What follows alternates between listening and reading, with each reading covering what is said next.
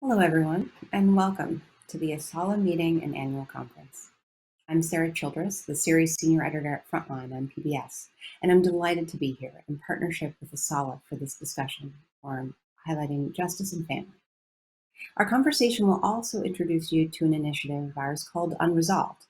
It's FRONTLINE's new multi-platform project, and it tells the stories of lives cut short during the Civil Rights era and examines a federal effort to grapple with America's legacy of racist killings through the Emmett Till Unsolved Civil Rights Crime Act. That act is a federal initiative that was passed in 2008 and it was spearheaded by the late Georgia Congressman, Representative John Lewis. I'm joined today by two special guests, Lisa McNair and Jerry Mitchell. Before we get into our discussion, I want to take a look at a short video that features the Unresolved project, and it shows the scope of the multi-platform project. More importantly, it features the voices and perspectives of family members of the cold case victims and their pursuit of justice. Let's take a look. Hi, my name's Tamara Shagalu, and I'm a filmmaker and creative technologist. And I'm also the creative director of Auto Pictures, which is a studio focusing on film and neo and immersive media.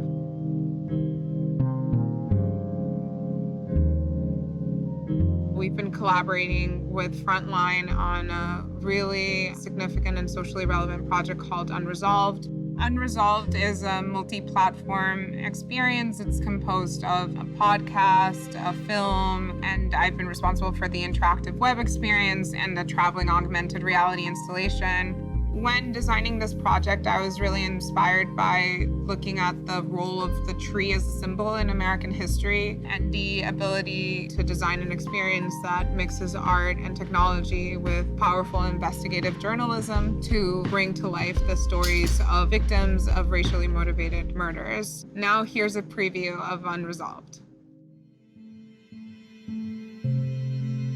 All I can do is just hear my mama calling Jackson, Jackson, Jackson. Our murderer got abducted and beat to death, and nobody has ever been tried for it. Mr. Speaker, the time has come. There are hundreds, maybe even thousands of these crimes that were never brought to justice. There are murders who have walked free for decades while the families of victims cried for justice. Passing this bill is the least we can do, and we must do something to right these wrongs.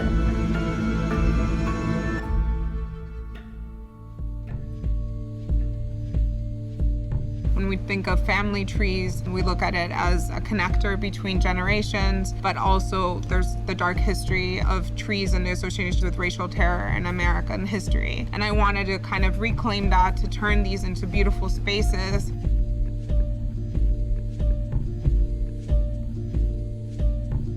FBI, the Department of Justice, somebody knows something.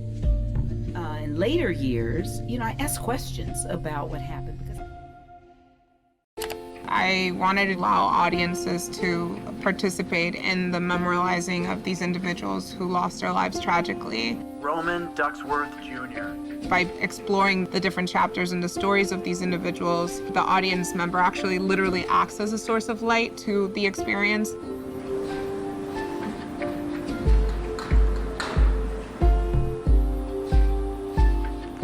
Often when we talk about the civil rights era or racially motivated murders, it feels like it's something from another time. I think that using technology to bring it to the now and also have it exist in a physical space is something really powerful. The way that I've designed the experience, you have to say the name of the person in order to be able to access their story. Herbert Lee. And learn about their cases and hear from their next of kin. And the idea is that all 151 names are surrounding us. If people forget who we are, as they have in the past, we'll remind you, because we are going to be here. We're always going to be here. I really truly believe in the depths of my soul that if we're going to have peace, if we're going to have healing, everything must come out. We must tell the whole story, the complete story.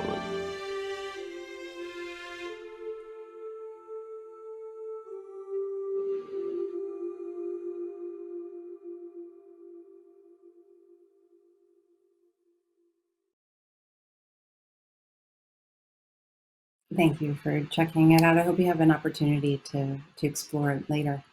And now I want to get to our conversation. Take a moment to introduce our speakers. First, I'll start with Lisa McNair. Lisa is the younger sister of Denise McNair, who was one of the 4 little girls who was tragically murdered in the 16th Street Baptist Church bombing that took place on September 15, 1963. The church bombing was a key moment in the civil rights movement. Lisa is also a public speaker who has dedicated her life to sharing her story widely with many audiences, from students at colleges and universities, organizations, and conference forums. Welcome, Lisa. We're so glad that you're here. Thank you. Also joining us in discussion is Jerry Mitchell, who is the author of Race Against Time: A Reporter Reopens the Unsolved Murder Cases of the Civil Rights Era. The book is a compelling account of his journey and those of family members in pursuit of justice in 4 cases. For over 30 years, Jerry was investigative reporter with the Clarion Ledger in Mississippi. And after leaving the Ledger, he founded the Mississippi Center for Investigative Reporting. He's also a Pulitzer Prize finalist, has won more than 30 other awards, and is the winner of the MacArthur Genius Grant. Thank you so much for being here, Jerry. Good to be with you. So Lisa, I want to start with you. As you saw in the clip about the Unresolved project that we did, we intentionally included the narratives of family members who helped us to recognize and honor victims of racist violence. And I know publicly we've often heard on the day of the bombing at the 16th Street Baptist Church, but we rarely hear what happened afterwards, and what the lives of the families of those little girls were like. Can you share with us about how your parents helped guide you and family in the years following and as you were growing up? Okay. Well, thanks again for having me. I'm glad that you're doing that because people just hear that the death happened, but they don't know how it affected the family and friends and people around uh, the person who knew the person who was killed. Denise was the only child of my parents at the time. She was 11, so you can imagine they had tried to have other children, but weren't able to be successful. My mother had many miscarriages, and I was born almost a year exactly to the day she was killed. And then they went on to have another child 4 years after that, my younger sister, Kim. Denise's pictures in our living room and has always been there. And just that's my oldest knowledge that my sister was killed by white people because they didn't like the color of her skin. So that's my first thing that I come to the world knowing. So you can imagine that kind of sets the stage. But I had great parents who didn't let us hate and taught us to love and take each person as they come and learn each individual and to not hate, but to always show love. And I have to applaud them for doing that for my sister and I for most of our lives. Mm-hmm. That's an incredible legacy that your parents gave you. What did they tell you about your sister? How do you remember? How are you taught to remember her? They told us that she was kind and loving and a lot of fun. They said she was precocious and that she was a leader. So that was always good to know. It was always said that she probably would have been a lawyer had she had lived. And I think she probably would, and she'd probably been a darn good one at that. But the interesting part about it is for most of us and the families, no one really talked about it, even at church, at 60th Street Church, for years later. The only time when we really began to open up was when Spike Lee did the movie documentary, The Four Little Girls, in 1997. And I think all those wounds that people had just pushed down, we were able to open up and share how we really felt and what the bombing, how it really affected our lives. So I learned a lot about her during that time. He was there interviewing family members and my parents that I had never known before. It's incredible. Thank you for sharing that with us. Jerry, I want to ask you, you've worked with a number of families, including Lisa's family, in the decades following the crime. Tell us a little bit about how you came to meet Lisa and to work with her family.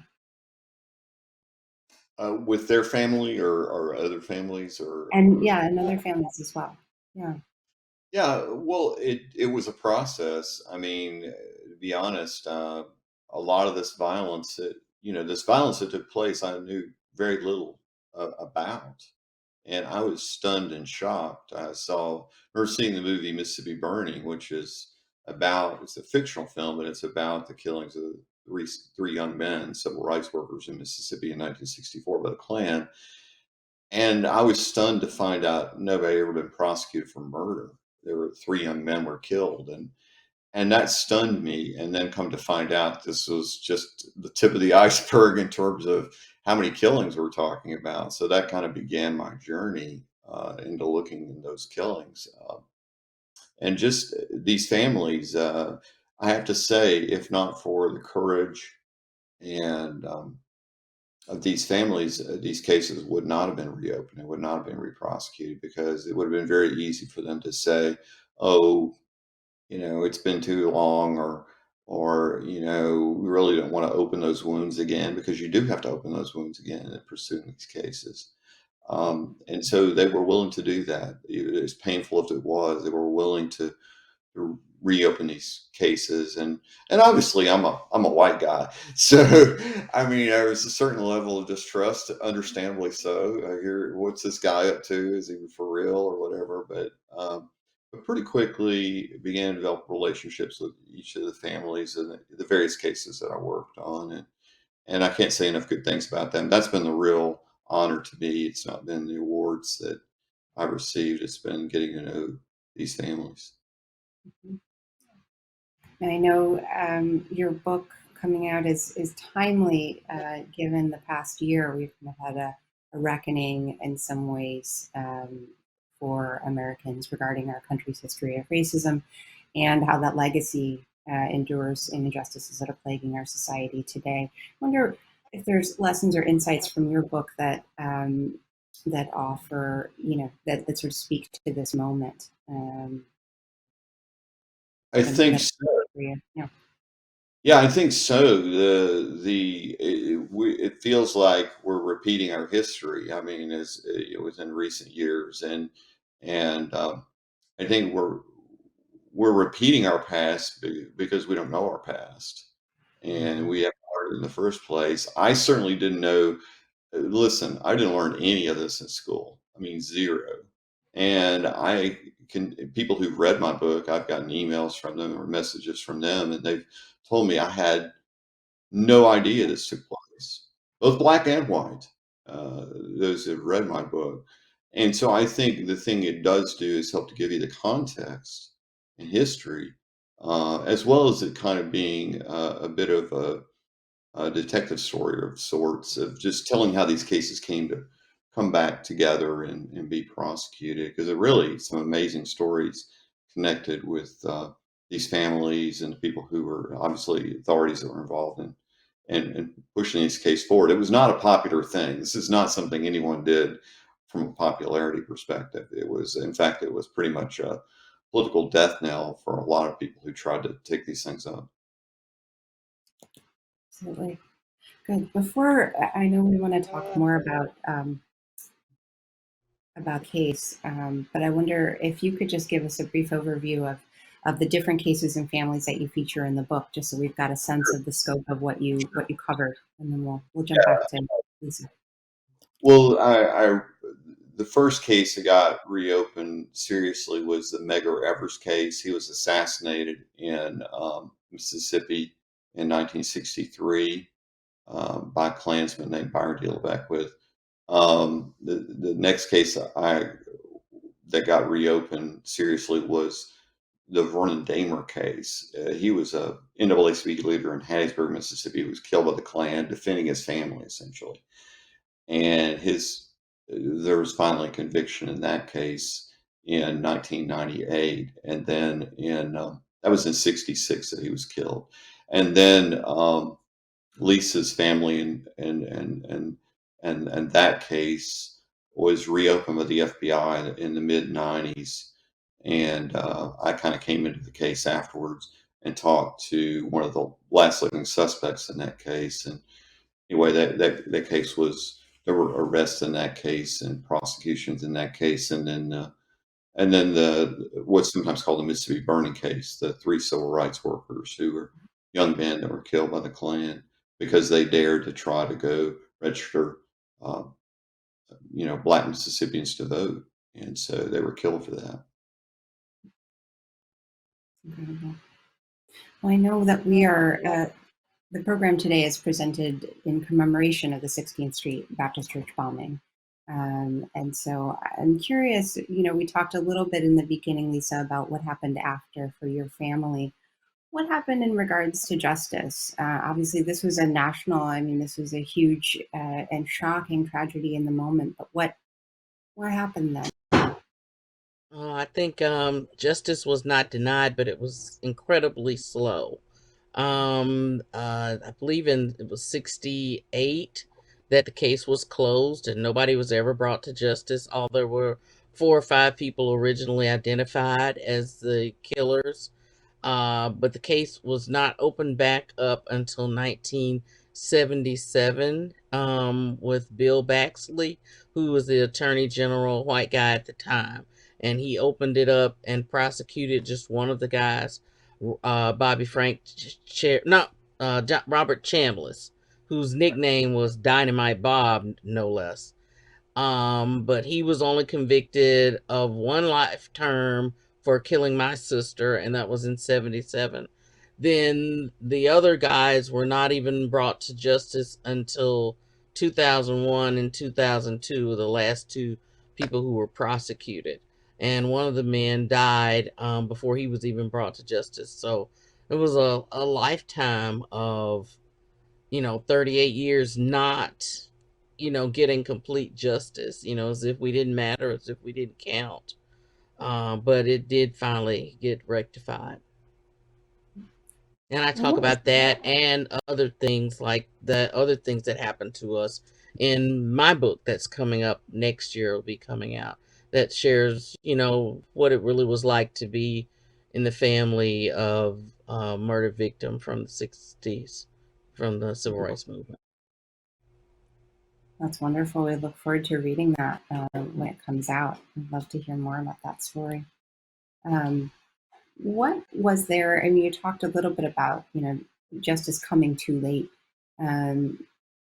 Was there any initial investigation of local authorities? Who was looking into this in the beginning? What happened then in the aftermath of From something? what I've learned, yeah. I'm sorry. From what I've learned, there was initial investigation, both locally and in the FBI. And the FBI basically was the one that reopened the case in the early 2000s for the last 2 killers. So the FBI had identified a lot of things, and Jerry, you can correct me if I'm wrong, but I think Herbert Hoover, who was the over the FBI back to that point, he just didn't want anybody to be brought to justice for it, so he blocked a lot of things. So then it was just unfortunate that, back then young people said, well, why didn't they do that, and why didn't they get to go to jail? And I think it's almost, for some people, it's hard to realize that racism and hate was so powerful back then and so strong that no, Black people just were not allowed justice. It just was not a thing. It was so much not a thing that we as African Americans didn't look for it. I remember as a little kid asking my mom, well, 7 or 8, when I realized, okay, wait a minute, somebody killed my sister, but nobody's talked about anybody going to jail. Let me ask Mom, and Mom said, well, nobody's gone to jail. And I was like, but that's not right. On TV, when somebody kills somebody, they get arrested and they go to jail. And she said, well, that's not for us, but the God will be our vindicator. And I just remember thinking, how wrong is that? We just don't even get an option there. That's just terribly wrong. That's not for us.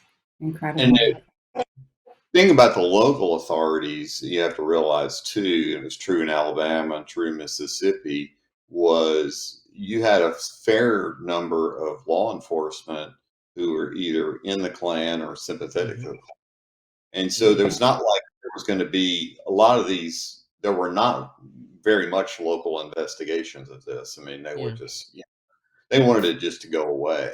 I mean, essentially. And I think it's If not, interesting that the last two didn't get prosecuted until after the Spike Lee documentary, Four Little Girls, in 1997. I find that very curious.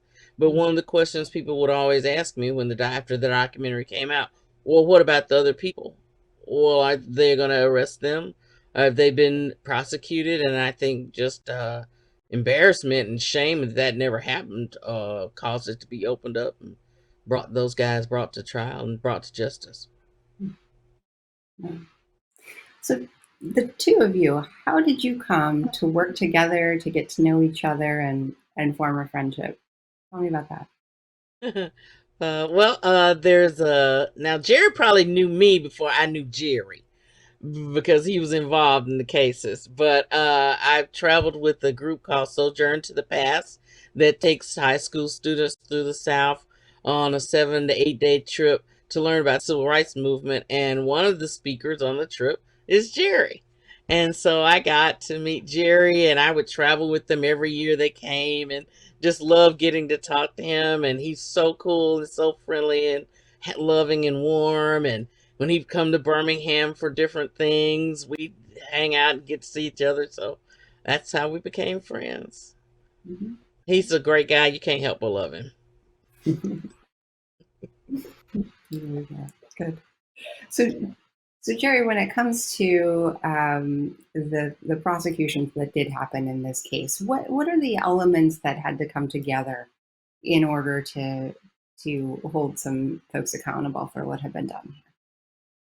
Well, I will say the FBI deserves a lot of credit for their investigation at the time. If not for that investigation at the time, the case would have never been solved.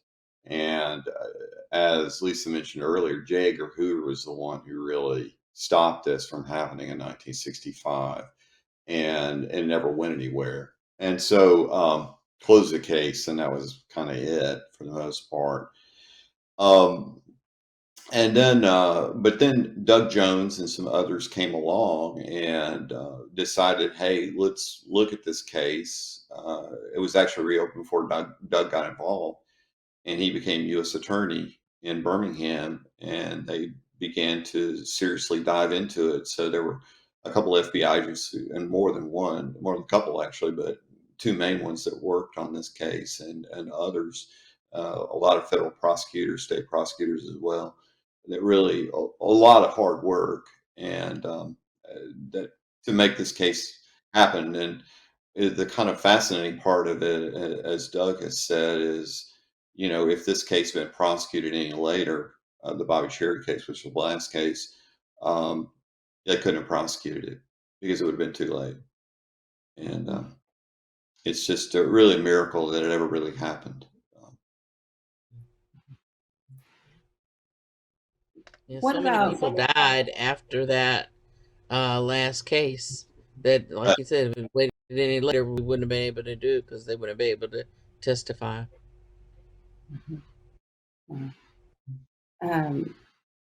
What was it like, Lisa, for your family to see some movement finally in this case that you had heard about for so long? I mean, even as a little girl, wondering why there was no justice, and finally there was movement. What was that like? Oh, it was surreal. It was like, wow, you know, this is finally taking place. You know, at that point, I'm an adult. So my whole life has been hoping and waiting that someone will come to justice for it. So it was great. But even it's kind of like a sad commentary on being Black in America that even the last guy on the day that the verdict came back, there was something in me that really was praying Jesus would get it right and he'd, you know, give us justice. But there was part of me that says, well, you know, if they don't, that's just the way it is for us. So, and that's a sad commentary of what we think, but that's the way we've been treated, you know, in this country for decades, for centuries. So when the verdict came back guilty, it was just like jubilation I can't even tell you about. It was just such joy and just wonderful excitement and found peace that, okay, we count, we matter, killing us matters and it means something, and the world and the country cares about it. Were you there in the courtroom? What? Yeah, I was. Yeah. What was that like? What I remember most about it was just crying, just uncontrollable crying and just unbelief. But then I looked up and saw the prosecutors, Doug Jones and his team, and other guys, and they were weeping. They were visibly weeping as well. And that just meant so much to me that this wasn't just a job, just something they did, but they cared about our loved ones and justice as well to their hearts. And that meant a lot to me. I'll never forget that. Jared, what was that moment like for you? Well, it was very emotional to see justice finally come for these families that they waited so long for. And it's, and I, like Lisa said, you saw the families hugging and weeping, and then the prosecutors weeping. And a kind of a little side story about that: Doug Jones was thinking about running for Congress earlier, and because of that, he wasn't going to be able to prosecute the case. But then he dropped out, and so he was back on prosecuting the case, and just tears just flooding down his cheeks. And I just said to Doug, "Well, it's a lot better than running for Congress, isn't it?" But yeah, it was an amazing moment, and I'd say this about all these cases. I think there's just something about, there's just this joy connected to finally getting at least some semblance of justice. This is not complete justice. Obviously, these people lived out their lives for the most part, but it's some semblance of justice. And as Lisa said, it's society saying, this is wrong. We are not standing for this. These lives matter. And we have to be willing to understand that, and and take steps to understand it better, because I think a lot of us have not understood it. Yeah, that's absolutely true. I want to talk more about that component in a moment, but I'm curious about sort of the path to get there. Because there is a cost to pursuing justice when there are forces that want to prevent that from happening. What are some of the challenges that both of you faced doing this work and working towards getting at the truth and figuring out what happened, finding some accountability? I guess just being challenged to open up, completely honest about what really happened, what really went down, and not worrying about people getting their feelings hurt about it. But then you have to be tactful in that. So, you don't walk in a room full of white people and say you're all hatefully going to hell because you kill black people. You don't do that. You've got to be tactful and like my dad said, that we're all human beings. So it's the human factor. Sharing and helping others to understand that what happened and is happening to another human being who in a lot of ways is just like you. They have family and loved ones and children and houses and cars and bills and trying to build a life. And it is just as unfair if it happens to you that it happens to us. And we need justice for that. So just the conversation and making sure that you say all the right things and you say the right things in the right way and people listen to you and understand. But then also having to dredge all that up again and talk about it again. It can be painful. Some days are really, I can get in there and I can give a speech and it can be good. And then some days, like a couple of times recently, I went to speak and when I hit the podium, I just started crying. And I was like, oh my God, I gotta pull it together. But sometimes it's just harder than other times. Jared, What would it have been like for you as a reporter? What did you have to, these cases are obviously they're extra challenging as a reporter. I would expect anyway. Tell us a little bit about that. Well, it was a challenge. I do want to mention one thing before you talk about that, which is Lisa's dad, who's a photographer, took this incredible picture that they used at trial. I hope you'll show it. It's a photograph of Denise holding up her doll, and it's a white doll. And it's just this really moving photograph that Denise wasn't thinking in terms of color and the way she cared about that doll. And I was just always been such a moving photograph to me, and a good example for us in America. And we've got to get past um, our blindness because of color. I mean, to be honest. And I think for me as a reporter, it, I was familiar with having court courts. I was familiar with, kind of criminal law, to the extent that I knew, in terms of what it took to put a case back together and those kinds of things. And so just began to work, and one thing kind of led to the other. I had, just a lot of, a lot of hard work by families, by authorities, by people who came forward as I started, writing about these things. I went as best I could and go and interviewed the killers. For example, I interviewed Bobby Frank Cherry, who's one of the last living suspects in this case.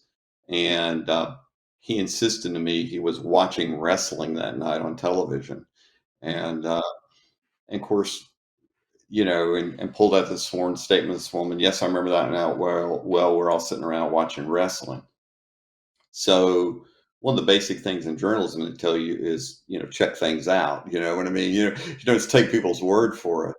So I got back to the newspaper the next day and asked our librarian, Susan Garcia, to check with the Birmingham News and see what was on TV that night. And it turned out there was no wrestling on TV. It was just amazing to me that no one ever checked that out. I mean, that's the other thing that blew my mind over and over again in these cases. It was like nobody, as Lisa said, it was like nobody cared enough to check it out. I mean, that's a pretty obvious lie, and nobody checked it out. And so we wrote about it, and they used that, used the TV logs at the trial. So it's just a lot of it, to be honest with you, this sounds awful, but a lot of it was stuff that should have been discovered a long time ago if anybody had been serious about it. Mm-hmm. Yeah. So it seems like so many of these, a lot of these cold cases were advanced, at the very least, by journalists like yourself and others who are doing this work. Absolutely. Wonderful. So for those of us who don't know, give us the recap in the end, what the final result was for the effort to pursue justice in this case. How many suspects were there, and how many were ultimately convicted here? Just so we know. I think there were originally 4 gentlemen who were identified as having created the bomb, planted the bomb on that day. The FBI investigated, the city investigated, but Hoover didn't want it to be put out, and so the first person was not brought to trial until 1977, which that's 14 years. That's long enough. And then the next 2 were not brought to justice until 2001, Thomas Blanton, and 2002, Bobby Frank Cherry. And they all served life sentences, and they all died in prison. Thomas Blanton passed away in June of 2020. He was the last one down. And the 4th one is named Herman Cash, in case people That's right. are curious who the other 4th person was. Who He died of cancer, didn't he? I don't remember why he died, but he died in the early 90s, I think, at some point. Mm-hmm. One of the things that has been so striking and having this conversation with both of you is just how, how recent this is. Unfortunately, not just these convictions, obviously, for the reasons we've talked about, but the incident itself. Here we have, your sister. You're able to talk about her memory and that loss. And I think so many people, when we think about the civil rights era, we think about it being, something a long time ago, something ancient that we've all kind of moved past. When in reality, that history is still very much alive. It's still with us today. We still have people, perpetrators dying just a year ago, family members, victims still living on and telling their loved one's story. Talk a little bit about how we educate the new generation about these stories and how we make sure that they carry forward. Right now, I think a lot of people think about it as, sort of Black history, right? We talk about it in February, but really it's a lot more than that. It's our shared American history from all of us. It's true history. And it needs to be shared. And I think, there's a movement to make sure that it's shared in schools. I'm a part of an organization called Morgan Project, and our goal is to write a lesson plan for the state of Alabama. We've already written it so that all students in Alabama will learn civil rights history along with other history. And so we're trying to coordinate that. We've already had a couple of workshops with teachers. And because this is all of our history. This is everybody's history. This is Black people and white people. And it should not be covered up or hidden. Is it happy history? No. Is it pleasant history? No. But it is real. And I think if you do not know your history, you're destined to repeat it. So that's should be phase one. But also in conjunction with that, it needs to be in the history books. If you take a look at your students, a kid that you know, or you had kids, look in their history books. Look at elementary school, high school books. See what they're saying about the civil rights movement. Such a clear, strong, great movement. And then, almost nothing. You have I Have a Dream. You have Rosa Parks. You have one or two other things. Even in the state of Alabama, they don't often mention the four little girls. And that happened in this state. In this state. So knowledge and information definitely needs to happen. Over the years, there have been tours. There are a number of museums across the country. But now it's time for everybody to get to learn it every day in your classroom, along with every step. If you're teaching about, Washington chopping down a cherry treaty, you need to talk about who was the first Black person that was in the, the war with Britain, the civil rights movement, the Civil War. When you're teaching the Civil War, you need to also talk that there were Black regiments who fought for our freedom during that time. It's important to tie it all together because history is truth. We need to tell the truth of history and not sugarcoat it and not put only things out there that we want to hear that make us feel good. We need to tell it all. There seems to be a bit of a backlash to that. I mean, what do you say to folks that are, uncomfortable or not open to this idea? And that irritates me. It just really irritates me that they're like, I saw one woman on TV. It's like, oh, my child was upset and he was sad and people were making him to feel sad. And I was just like, okay, it's your job as a parent. Could you not course correct that and let your child know that your child did not do that? But this is what some people who happen to be your ancestors may have done. And this is how we're going to go forward in that. It's a teaching moment. It's not a blame moment or beat anybody up moment. It's a teaching moment to say, hey, this happened before, but it was wrong. And we are no longer going to behave in this manner because we are Americans and we're supposed to love each other, and we're not going to do that. But that happened, and you need to know so you know what it looks like. So I'm just like irritated with people who are irritated. You know, my mom has a brick that was part of Denise's last effects at the funeral home, sent with her shoes and things, a piece of concrete brick that was embedded in her head. And they had to take that out, and my mama wasn't sure that her face was going to look normal, but the funeral home person was able to make her face look okay and put her hair around and make her look good. That is not something that's make believe. That's not made up history.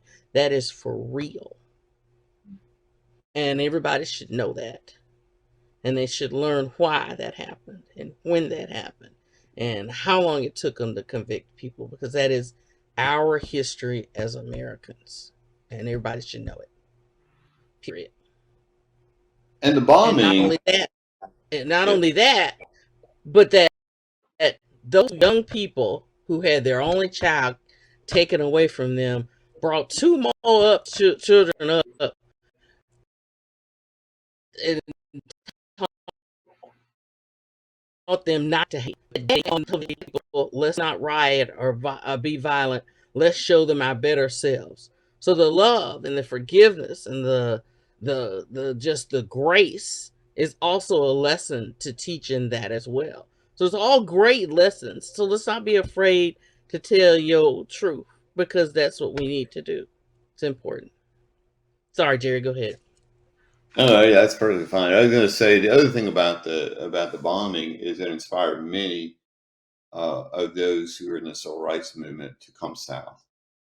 This was a pivotal event. I know that a lot of people that got involved in Freedom Summer in Mississippi came. I know the Schwerners, Rita and Mickey Schwerner, came because of the bombing. I mean, it really, the people who are already involved in the movement or interested in the movement really came and were part of that. Sorry. And anyway, it's fascinating. And so I would encourage people that can certainly can read my book, can read other books that are out there. I know Lisa's book will be coming out, other books like that. But just essentially, a lot of this isn't taught, and so it's important for all of us to learn um, what really happened, and so we can so that we know as Americans, so the whole story, not just maybe what we've been cherry picked or taught or whatever. Mm-hmm. I know, Jerry, you talked about being inspired to report on the movement. What do you hope? How do you hope to inspire the next generation of journalists to cover stories that need to be told? What are you hoping there? Well, I'm hoping to do that, with our organization, our nonprofit, the Mississippi Center for Investigative Reporting. We're doing exactly that. We had 5 students work with us this summer, and we've got more students coming in this fall who'll be working with us on projects. I think that's important, and I do hope my book is, I've gotten some feedback that way, but hopefully people who are interested in journalism or whatever can really begin to see the positive. Um, positive things that investigative reporting can inspire. I mean, investigative reporting is important because it can help bring positive change, and you see the power of that. I think in these stories. Well, we just have a few moments left, but I'd love to hear, from both of you about, about what's next. I know, Lisa, you have said that you feel like it's a calling for you to carry on your sister's story and spread the stories of your own life. How do you hope the power of your story, and I know you've done it so often, and I'm grateful to you for sharing so much here. I know that can be difficult. And so how do you hope the power of that work and that story can make a difference and reach people? Well, I think if you talk to people and reach out to people as one human being to another, it makes a difference. Just the reaction when I am talking to people or meeting groups, is that they get to see me and touch real somebody who's had this experience. It doesn't make it far away or history. It's this person's sister was killed. Just when I'm walking down the street or I meet somebody at the grocery store or whatever, and it comes up that my sister was killed, people will instantly start crying because that was a real thing, and everybody can relate to taking their kid to Sunday school and church and then they got killed. It's just like nobody should have to have that experience. And so from a human being to a human being standpoint, I think reaching out and just being in the room with people make them think differently, and I think that's what we have to do. I think that's what it takes to have the conversations, to have the knowledge, to understand that this didn't happen in a bubble. This happened to real people. My mother is the last living parent. She's 93 and she is still with us. And it's important to fight for the legacy of her. She made it this far, and she went through a lot with grace and class, and it's I want to represent her as well. How is she doing? She's okay. She has Alzheimer's, and she also is legally blind now, so she's not well, but her attitude is great. Her personality is delightful. She's very loving and warm. I think Jerry came to my dad's funeral a couple of years ago. I think you can still tell that in Mama. She's always talking about food. Everything is eating 24/7. She wants to eat. So at 3 o'clock in the morning, we have the baby monitors in her room and in my sister's room, and 3 o'clock in the morning, hey, can we have some candy? Do you have some gum? Like, no, it's 3 o'clock in the morning. We're gonna go back to sleep now. She's doing good. Incredible. Wow. Well, she certainly deserves her candy. So she's good. Yeah, we have a gum and candy on automatic delivery from Amazon. So. That's excellent. Great. Good. Well, I appreciate this. And Jerry, any final thoughts? Yeah. This is, I think this is important work, and I think it's sure it's tough work and it's difficult work, but it's important work. I know at times when I was reporting on this, and I know Lisa and her family and other families have heard similar remarks. They'd see like these guys were older now, and they'd say, Jerry, why don't you leave these old guys alone? And I would tell them, these were just young killers. They just happened to get old. Right. And I think that's the important lesson to realize that, look, we had killers living among us for decades, and we did nothing about it. We want to complain about the Nazis, and about how horrible the Nazis were, but we had our own things that we did as a nation, and we need to own up to it and admit that, and it's part of the healing process. I really feel like exactly. Yeah. Does it feel different now for you, Lisa, that now that there's been some measure of justice, some prosecutions here? Yeah, it does. It means that somebody thought enough of us to go ahead and get that justice. So it's great. It's good for the country because, America can own up to all that stuff they preach. Okay, well, yeah, okay, you did convict them, so you get to have a cookie today. But okay, then there's tomorrow. You need to do some more. It's not over, it's not done. But yeah, definitely grateful that they got the killers. All right, well, Lisa and Jerry, I just thank you so much for everything you've done, for your work, for your time with us, and your efforts to let people know about what happens, what it takes to right wrongs from our past. So it's been a pleasure speaking with you. Thank you so much. Thank you. Pleasure so much. talking with you as well. Thank you. And thank you to all in the audience for joining Frontline at the ASALA conference. To learn more about Unresolved, you can visit the website at frontline.org. And we hope you'll share this conversation with your colleagues and communities and carry it forward. And thank you to ASALA for partnering with us on this very important and meaningful occasion. Please take care, everybody.